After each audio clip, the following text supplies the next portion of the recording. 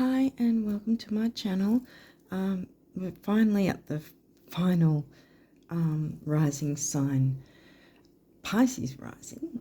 I know it's a fair way into February, so this will cover not just the final part of February, but probably up to the first half of March. So yeah, depending on what cards come through, but I'm guessing it probably will. As usual, I've got the other video on the community tab. It's still worth taking a look at, even though we've passed through the full moon, because it's not just talking about the new moon coming up, but I talk about the energies that are coming in with the retrogrades and eclipses, that sort of thing as well. So it's still worth taking a look at. And that can be found in the community tab. I think I've got a link to it in the description box as well, so you might want to check out the description box for some helpful links. Yeah, apart from that, my pinned comment under this video. I think that's about it. I just want to apologise ahead of time. I might seem a bit solemn because I just lost my pet bird that I've had for over 20 years. Yeah, I'm kind of feeling a bit up in the air at the moment because I don't think it's completely hit just yet. But anyway, so I wanted to get through these because I don't really know what's going to go on for me if I left it for a while. So just wanted to get these up and done for you guys. So let's see what came through the cards for us. Obviously some of you who have been watching know that I also have Pisces rising, so we're going to be seeing what's come through for us. As I say us because it's you guys and me. So let's see. Series nurturing, mothering, nurturing. That sounds good to me. Libra, relationships. Where's Libra's in the 8th? Yeah. The intense Scorpio house.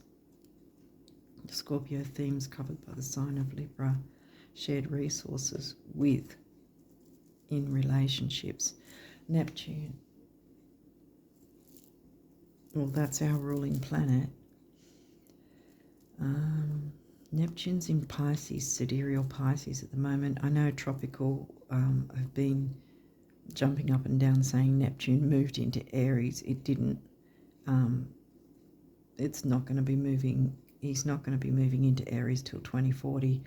I actually show the chart on the community tab as well, because True Sidereal takes into account the physical size of each constellation. It doesn't chop it into neat 30-degree sections, whereas tropical do because they're going by seasons.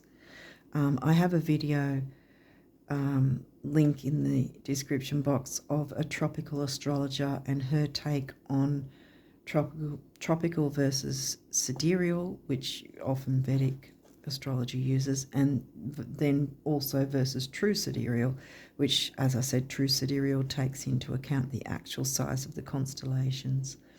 So she speaks about her view on all three systems, and obviously she goes by tropical, so it's worth taking a look at to just see her opinion, considering she's a tropical astrologer anyway, so you know.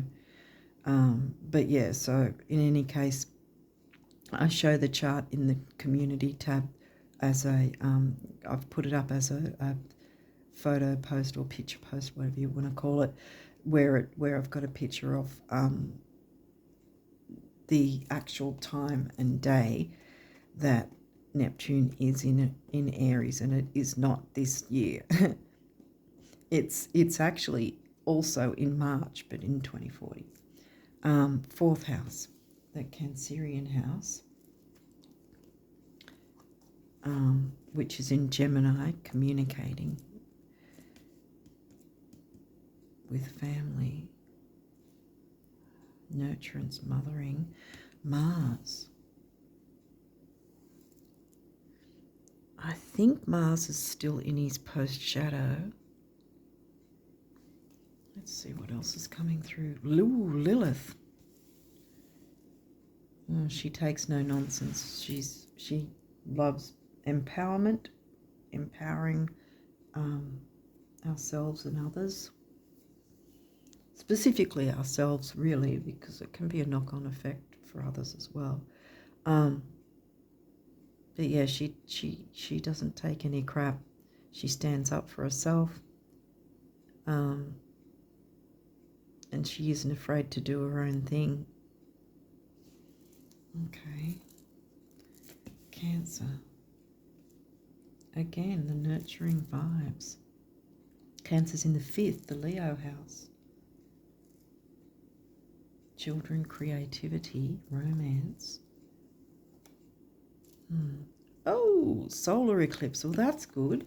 Because the lunar eclipse, I was sort of thinking, are we going to get, a full moon or something? But no, this is the new moon. This is bringing in the new.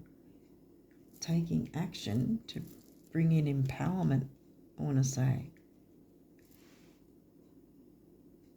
Empowerment and liberation.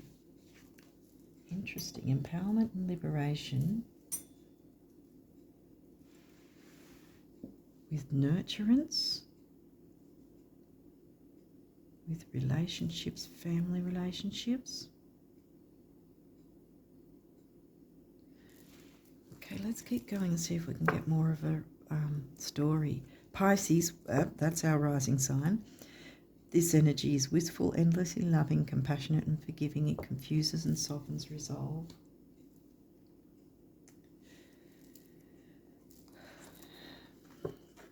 The 6th house, the work, health and duty area of your life. 6 is in Leo. The solar eclipse. The new moon eclipse is in Pisces. It's going to be in our sign again.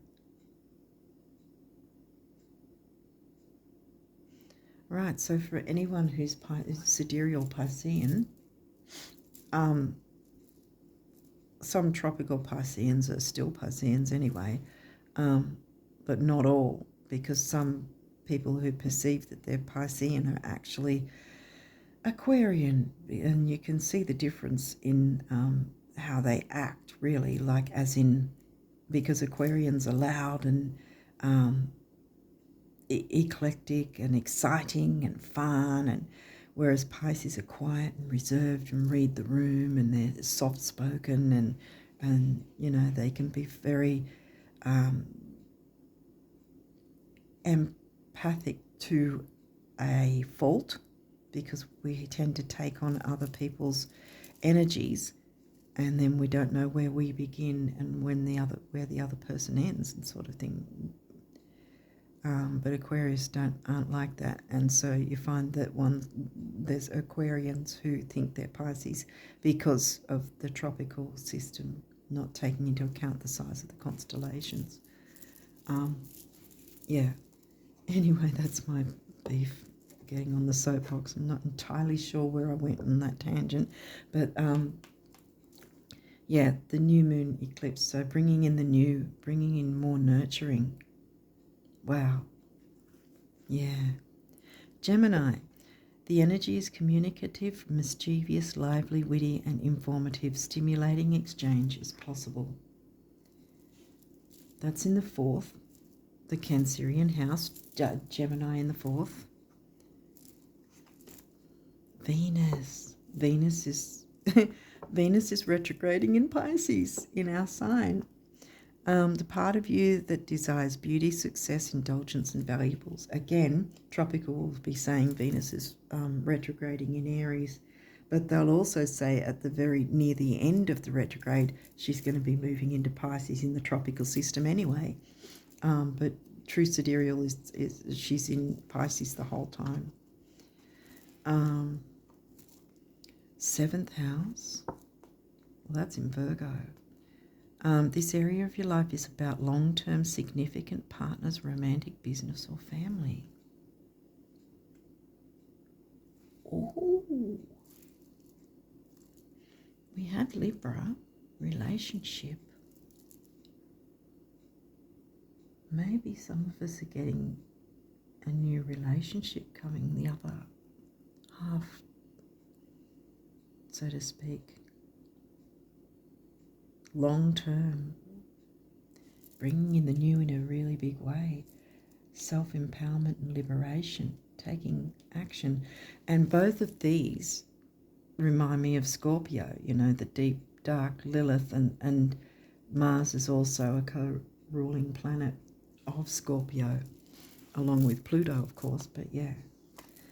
The 9th house, broadening your horizons either spiritually, academically, or on a long journey. Now, as I said, Scorpio's in the 9th. The Sun, your immortal spirit, purpose, and destiny is involved. I think something's coming in, something big. And it's nurturing and empowering.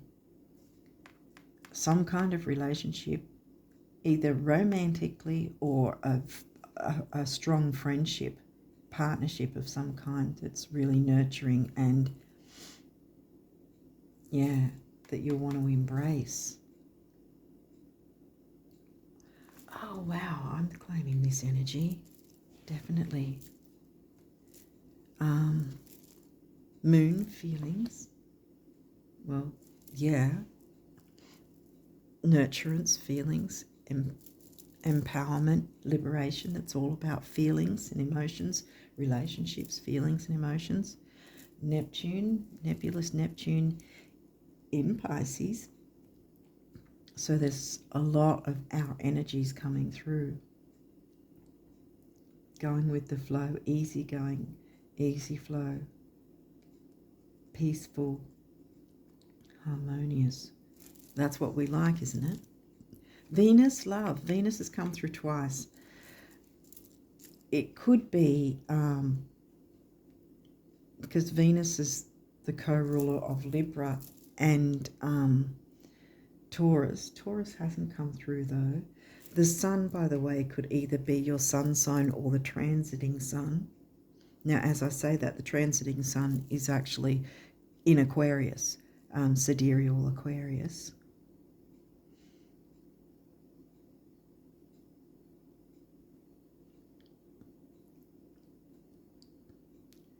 Aquarius is in your 12th. Again, the Pisces themes.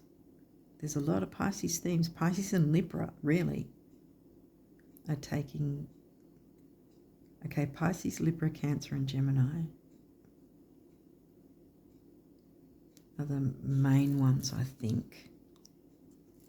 What's this guy? Chiron, healing. A healing relationship, or a relationship that by default brings healing. Because I think we've been through enough of the fair-weathered relationships and people mistreating us because they take our kindness for weakness. It's an unfortunate thing for us Pisceans. But yeah, I think this is us receiving nurturance, respect, empowerment, liberation, healing, love, genuine love, and peaceful communication. Because Gemini's in the 4th and Cancer is in the 5th.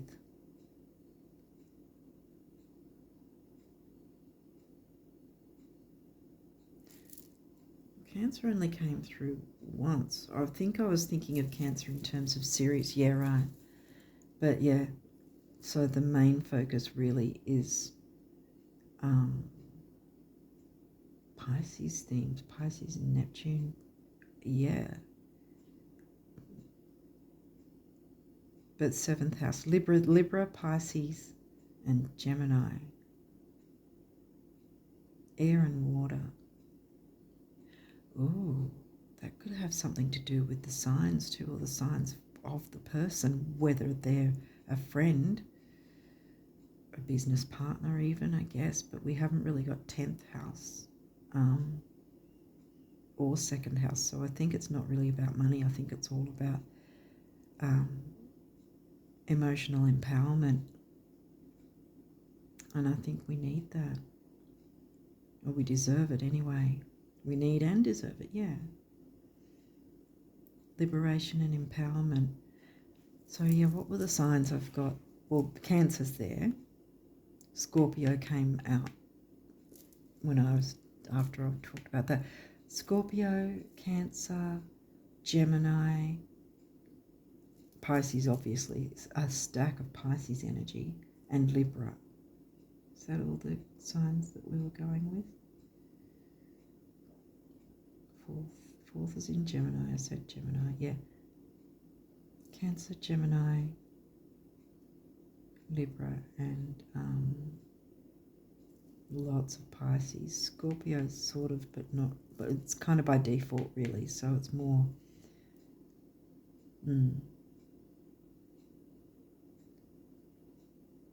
Six is in Leo, so there's the romance, creativity side of things.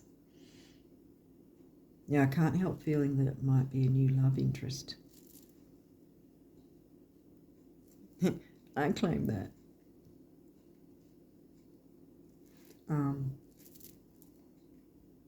Yeah, I could do with that after losing my pet. Not that that's what I should sort of jump from one to another kind of, well, I don't really think you can call it that. What I mean is I'm not trying to fill a void because I lost my pet. But yeah. I'm trying to avoid the inevitable when it all sort of comes crashing down kind of thing emotionally for me, with the grief, because it's still quite raw at the moment. But yeah, I think this is, for a lot of us, it's actually a new romantic relationship that's different from anything we've ever had, I want to say. Someone we can trust, someone who's not wearing a mask, someone who's genuine, someone who's not going to take our kindness for weakness, someone who's going to nurture us, genuinely nurture us, not for any nefarious reasons, not for any nefarious means, because Lilith is here to say no one's taking advantage of us anymore. Mars is taking action. Mars and Lilith are right next to each other going, Lilith's taking strong action to make sure that whoever this is not going to be a mask-wearing fake person that gaslights us and uses us and takes our kindness for weakness. No ish. This is someone genuine. Again, whether it's a friendship or a romantic partnership, someone's coming in. The big new is coming in. We're in the doorway of the eclipses already, and like I said, the new moon eclipse at the end of March will be in Pisces, in sidereal Pisces. The full moon one's going to be in Virgo. The full moon one comes through first, halfway through March, but at the end of March is the new moon eclipse in Pisces. But again, we're feeling the energies now because the eclipses are like a minimum 3-month window either side of the actual event. What's this guy?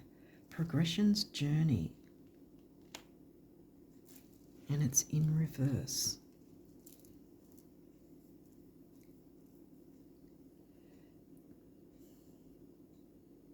Got a couple of things here. One is that you've been on such a long journey with being hoodwinked by, yeah, see, that's another thing with Venus being retrograde also in Pisces. The idea of being hoodwinked by people that love bomb and offer the world practically and give us absolutely nothing, in fact, take from us instead.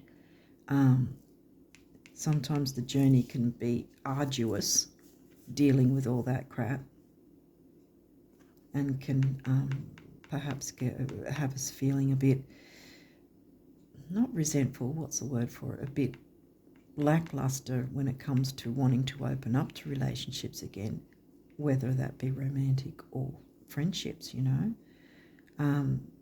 The other thing I'm getting is, because the journey is in reverse, that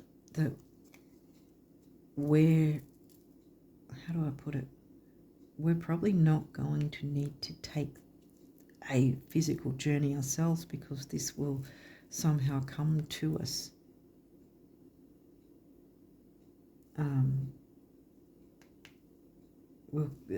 We'll come across this person at some point in just our regular day, what we do, where we go, rather than taking a long journey.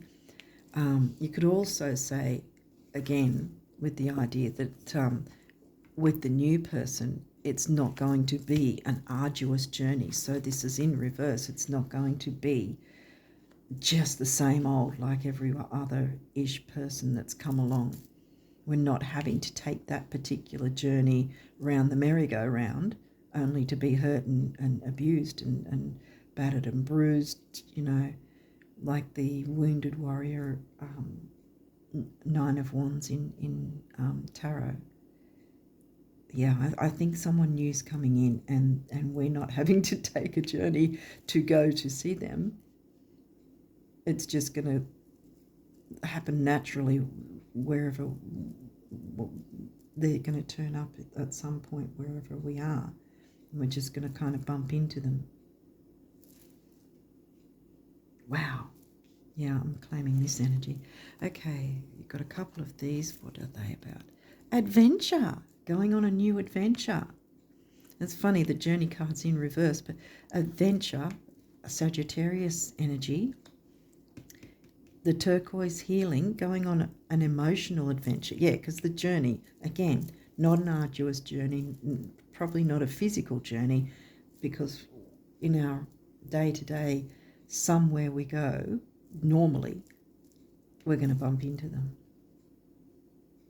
And it's going to be, might even be like somewhere we go that's always the same, and then suddenly this person is there, and maybe they've changed their time around or something, and that's how we bump into them. We bump into each other, and, you know, by accident. No sort of sneaky little whatever behind the scenes. Like I said, there's someone genuine. Lilith is not going to take crap, and Lilith is going to hold our hands, be beside us and go, this is the one, this is it. Adventure. And that's the heart chakra. So it's taking an adventure with the heart, not a physical arduous journey, or an arduous journey with fake mask wearers and love bombers and gaslighters. I'm done with that. I'm pretty sure if any of you are relating, you're also done with that too.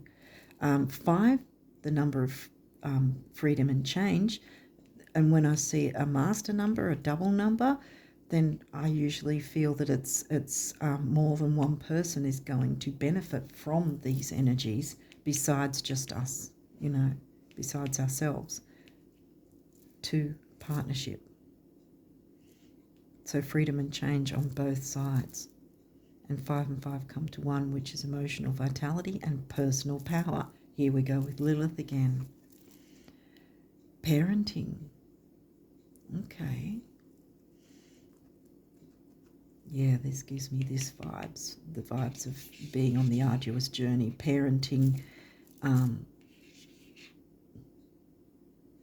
parenting ourselves in terms of what we're, again, Venus is, she's looking at me kind of thing. I keep looking at her eyes, but Venus being in retrograde, where we're needing to look at the patterns, you know, with the arduous journeys that we've been on previously, parenting ourselves to notice the difference between the fake and the true. Trusting patterns over promises. Solar plexus is about personal power, like I just said before. What else is it? Self-worth, ambition, intellect. I can't think of anything else. And this is the throat chakra, so communication. But the fact that I haven't been coughing all over this reading tells me it's not going to be difficult communication like it was with all the other ish people in the past. 6, temporary opportunity. It's also focus, detail, and dignity. 3 is action, activity, youthfulness, and communication and newness. 6 and 3 comes to a 9, big beginnings, big endings, and spirituality. And I mean, we're all about spirituality. We're Pisces. So yeah, Pisces rises. Pull it over here because I don't know if it's still in the camera or not. But yeah, anyway, and then the final number cut, surrender. Yeah, surrender. Surrender the ish relationships. Again, whether that's romantic or platonic, fair-weathered friends, surrender that. Surrender the mask wearers, surrender the fake, promises that never fulfill. Surrender that. And surrender to allowing a real relationship to come in. Again, whether it's platonic or whether it's romantic. And this is the base chakra, which is about grounding, stability, and security. And then we've got big beginnings, big endings, and spirituality again with the 9. 1. Now, isn't that funny? Look, that comes to a 9, right? We've got a 9. That comes to a 1. We've got a 1. Emotional vitality and personal power. And it comes to a 1 again. I'm going to put it in the middle here because it's the last numerology card. And it's, bam, personal. Surrender to personal power. Lilith wants you to do that. Yes. Empowering and liberating ourselves so that we get in friendships and relationships that are genuine. For some of us, it can be both in terms of meeting new friends, soul tribe, and also a romantic partner. And it can also be a romantic partner that is a best friend, the 2 in 1. Why not claim the whole thing? This sounds good to me. I'm claiming it anyway. For myself, hopefully you guys will, for you guys too. Do wealthy people have to spend all their money to feel wealthy? No, that's silly. They don't even have to spend a cent, do they? Oh, you so have it made, the universe. So I think that's about not stressing about money and not feeling that you have to. That might be a thing here too. That now this wealth and spending, right? This also might be about spending our energy wisely, trusting patterns over promises, because this is what Venus retrograde is trying to teach us. That's why when Mercury retrograde, where people joke about an ex coming back or having thoughts of exes and wondering if you're supposed to go back to them or not, generally that's because it's either the Mercury retrograde itself is highly aspecting Libra or your 7th house.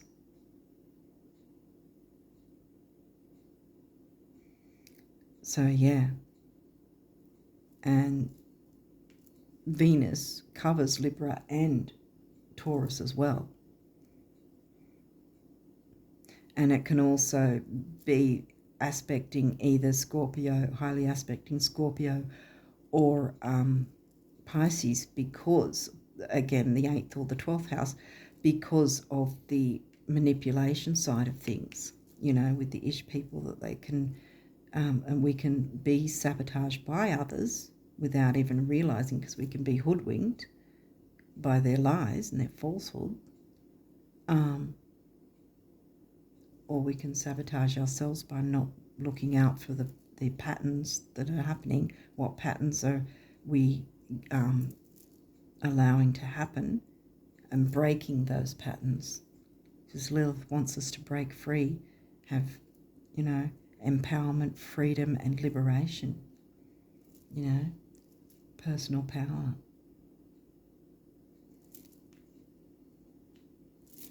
Okay. Great big ear-to-ear open-mouth smiles are responsible for far more sizzling romances, salary increases, life extensions, and calorie burning than your dentists, doctors, and financial planners will ever comprehend. Show us your tonsils, the universe. Yeah, I don't want to hide that relationship card, actually, I feel like. And then we've got this one, which looks very nebulous, cloudy, Neptune, Pisces. If it was just about surviving, getting by, and keeping things the way they are, then how would you explain your wild imagination? If it was just about sacrifice, selflessness, and altruism, then how would you explain your burning desires? And if it was just about thinking, reflection, and spiritual stuff, then how would you explain the physical world? Get the picture? Want it all? That's what it's there for. Vroom, vroom, the universe.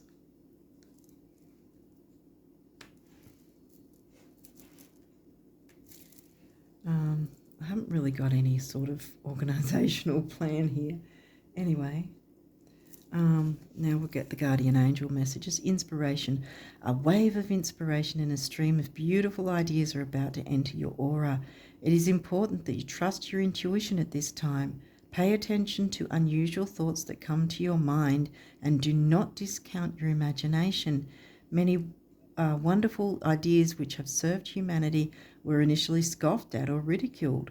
We, your guardian angels, will help you discover ways to apply your ideas and manifest new realities for your life. Manifest new realities. New, boom, you can't get much bigger new than a new moon solar eclipse in our own sign.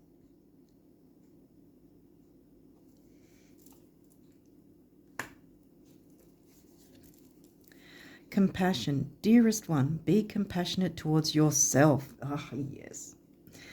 Surrender the self-criticism and fear that has you believing you need to improve to be worthy. No, you don't. Just because they make you believe that you do does not mean that they're telling the truth. Trust patterns over promises. You are perfect just as you are. The only thing that needs to change is your perception. You will come to realize the jewel you are when you love and honor yourself as you are.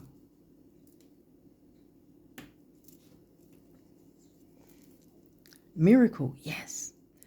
Dearest one, even if all hope seems lost, let not hope slip away, for I, your guardian angel, am constantly by your side. Surrender all your concerns to me and trust in the healing power of love. Please believe that you are never alone. Together we shall work through each issue or situation which is of concern to you. All heals with the passing of time. Magic and miracles are about to manifest. Yes, absolutely. I'm claiming this, guys.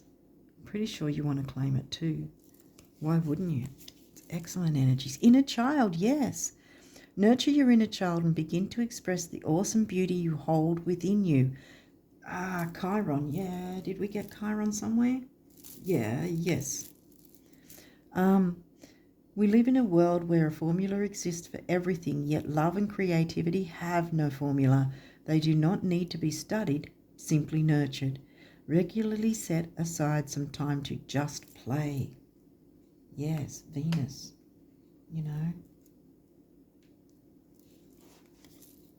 Love and luxury, the self-love as well, because remember, the Taurus sign is about self-worth and it's ruled by Venus.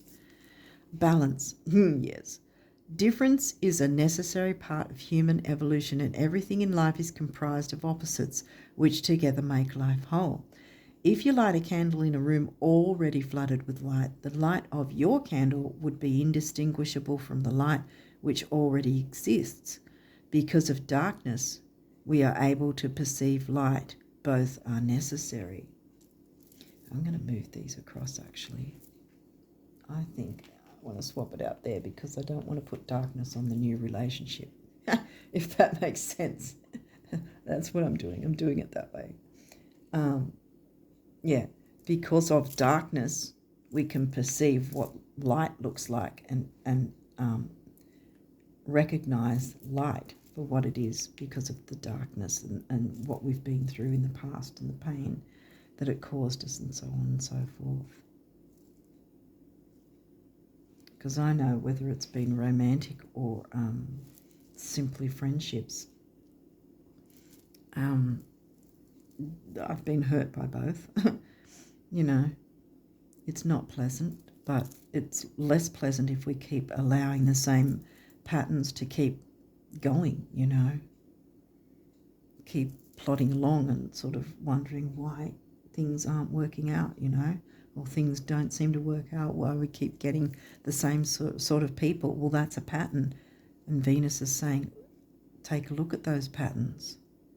Open up and open our eyes and work with the retrograde energies to recognize those patterns, acknowledge them and go, right, I'm not going into that anymore. I'm not going to take a long, arduous journey and give away my energy and power on someone who's just not appreciating me, you know. No more gaslighting, no more fake promises and letdowns because of mask wearers who don't want to be genuine.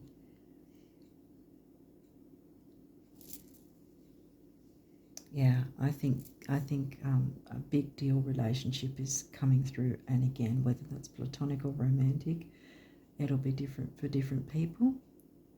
But yeah, I'm claiming it. I'm claiming both. Because like I said, I feel like with some of you, it's all of it. A romantic relationship that's also a friendship. Like we're getting strong bonds to be our best friend and romantic partner. And also soul tribe, friendships. Genuine, all genuine people coming in. Like I said, Lilith isn't going to allow crap to come in anymore. We're learning our mistakes, which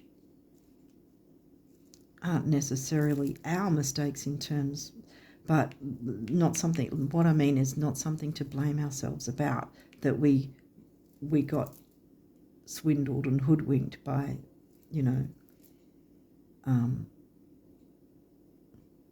the reverse Knight of Cups, you know, that sort of thing. Again, whether that's platonic or romantic. But yeah, trusting patterns over promises is how we're going to get through this and open ourselves up to some really wonderful energies and people and experiences, which is going to be nurturing like crazy because we're honouring our feelings to not take on ish and not accept that anymore. That's what Venus is telling us to do. That's what she's trying to get us to look at. And if you're being reminded of ish from the past, it's to show you how far you've come, that you're not going to put up with it anymore. Lilith's saying, don't put up with the ish anymore. Let's do this. Let's walk together into these new, happier, more fulfilling, more genuine relationships where we can be ourselves, you know, with these new people, and they can be themselves with us. And there's no fakeness, there's no holding back, there's no mask wearing, there's no pretense, there's no facades. This is exactly like, yeah, this is something I can really get on board with. I can really look forward to this. Yeah, going on a new emotional adventure that's full of genuine love and empowerment, nurturance and liberation and freedom and change, not just ourselves but others as well that we are interacting with. Okay, I think I've made the point here, and I think I'm going to leave it there because this is amazing energies. I love this. I really love this reading. Okay, so I wish you guys, like I do with me, as I said, I also have Pisces rising.